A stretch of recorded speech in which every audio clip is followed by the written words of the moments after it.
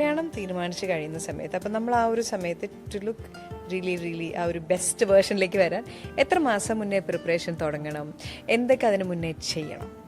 അപ്പോൾ ഒരു ബ്രൈഡ് എന്ന് പറഞ്ഞു കഴിഞ്ഞാൽ അവർക്ക് നല്ല ടൈം ഉണ്ടെങ്കിൽ ഐഡിയൽ 6 to 8 months മുന്നേ സ്റ്റാർട്ട് ചെയ്യാം.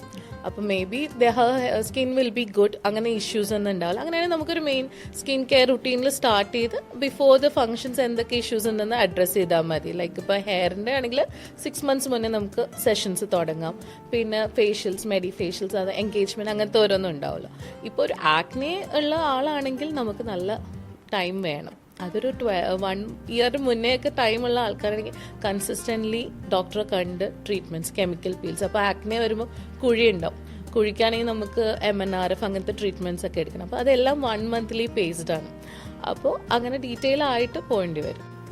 സമയം എടുക്കും, ക്ഷമ ക്ഷമ വേണം. അതായത് നേരത്തെ തൊട്ട് ചെയ്തില്ലെങ്കിൽ നല്ല ക്ഷമ വേണ്ട പരിപാടി. ആൻഡ് ഈവൻ സ്കിൻ ബൂസ്റ്റേഴ്സ് ഞാൻ നേരത്തെ പറഞ്ഞത് ബ്രൈഡ്സ് എടുക്കുകയാണെങ്കിൽ 1 month മുന്നേ എടുക്കണം. എന്നുവെച്ചാൽ 3 to 4 weeksലാണ് അതിന്റെ ബെസ്റ്റ് റിസൾട്ട്സ് വരുന്നത്.